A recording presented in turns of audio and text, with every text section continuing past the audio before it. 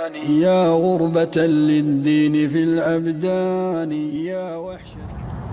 Assalamu alaikum wa rahmatullahi wa barakatuh. All AUC MSA members and to all followers and viewers. And welcome to an exclusive video in our first ever episode of Wisdom of the Ancients. So Bismillah walhamdulillah wa salatu wa salam ya Allah wa rasulillahi wa amma ba'd. With regards to the episode of this video, a wise man or woman, either or, they once said, "What I did yesterday allows me to win today." Such is the virtue of practice. By what I did yesterday allows me to win today. Such is the virtue of practice. So let's break this down and analyze this, and let's understand this as Muslims in light of the Kitab and the Sunnah. So this person, this man or woman, or this strategist or tactician is basically saying, I am winning in the present. I'm winning in the near recent or close future by something that took place or something that happened in the past. So how can this be? Something I did is over, it's old. As a Muslim, we clearly understand that it is qadr. It was makhtub, it was decreed, it was meant to be. So this person said, by what I did yesterday, I win today. Such is the virtue of practice. So many people say, what's done is done. The past is the past. You can't get it back. Focus on the present, focus on the future, so on and so forth. But this strategist, this wise person is saying that's not necessarily the case. The past isn't the past. I don't just forget about it and walk away from it and that's it. But instead, I am going to benefit from the past and learn from the past today. And that is because the past is not just a mishap, a mistake, an error, something I lost out on, a disappointment in life, etc.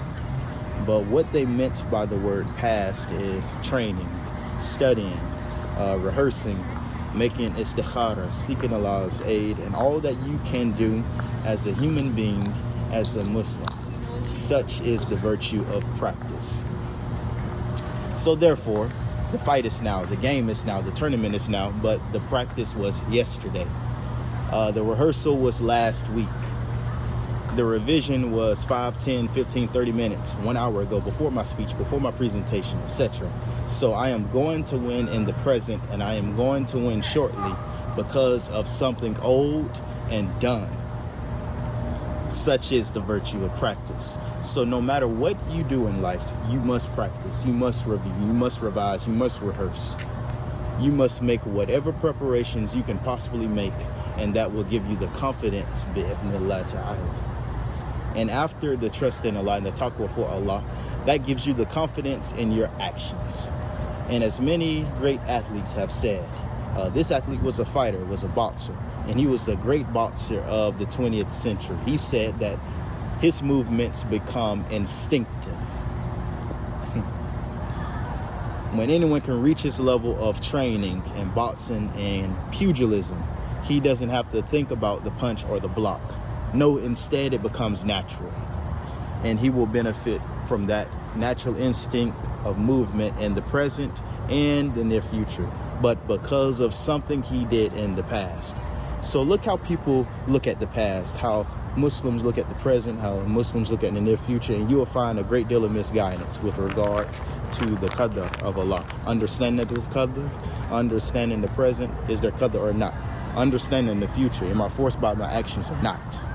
I'm lost, I was defeated, I made a horrible error, I made a significant mistake. SubhanAllah, that's the first thing people say. But as Muslims, that is not the proper attitude regarding the ability to practice, rehearse, or seek Allah's aid and strength. يا وحشة منها الفؤاد يعاني